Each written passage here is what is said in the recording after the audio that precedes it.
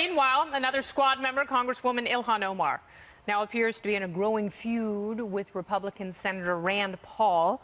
Omar sparking backlash after she retweeted actor Tom Arnold, which is bad enough in and of itself. But the tweet mocking the brutal assault of Senator Paul, which left him with 6 broken ribs and a bruised lung. Arnold calling the senator whiny and saying it's no wonder the neighbor, quote, ripped off his toupee. This comes after the senator last week said he would pay to have Omar travel to the country of her birth, Somalia. Watch this. I'm not saying we forcibly send her anywhere. I'm willing to contribute to buy her a ticket to go visit Somalia. And I think she could look and maybe learn a little bit about the disaster that is Somalia. And then maybe after she's visited Somalia for a while, she might come back and appreciate America more.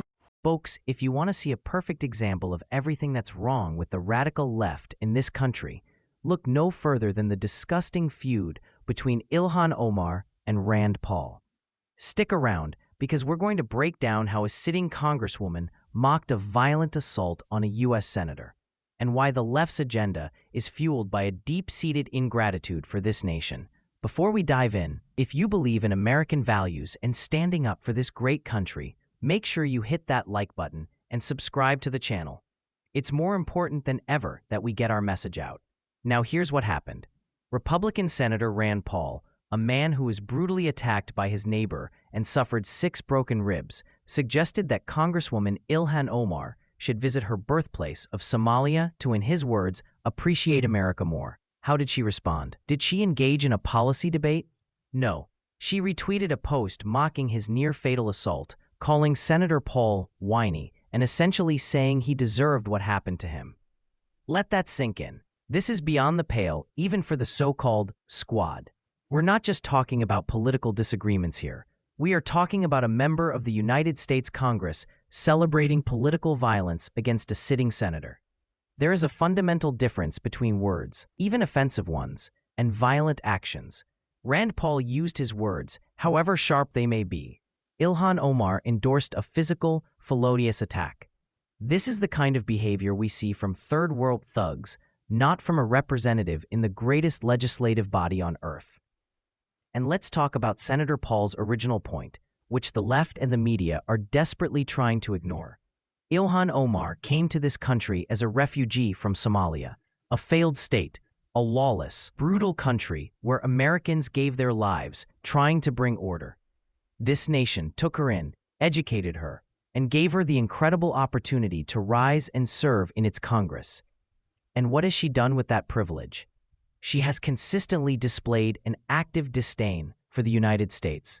She made light of the 9/11 attacks, calling it, "Some people did something." She has made anti-Semitic remarks. She constantly attacks the very foundations of our freedom and prosperity. Rand Paul wasn't telling her to leave.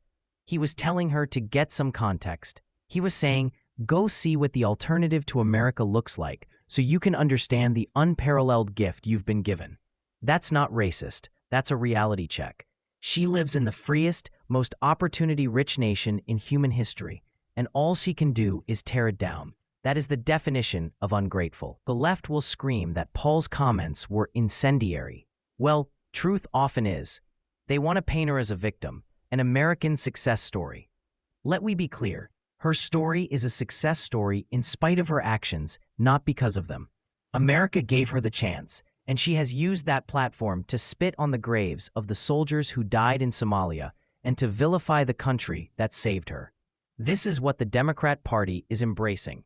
This vitriol, this hatred for America, this normalization of violence against political opponents. They have moved so far to the extreme that they can no longer see the difference between a rhetorical jab and a brutal physical assault. We, as patriots, must see that difference. We must call this out for what it is, un-American. We must stand with those like Rand Paul, who love this country and are willing to fight for its principles, even when it's difficult. That's all I have for today.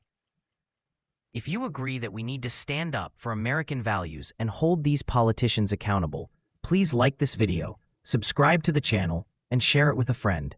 Let's make sure the voice of patriotism is heard. Thanks for watching. God bless you, and God bless the United States of America.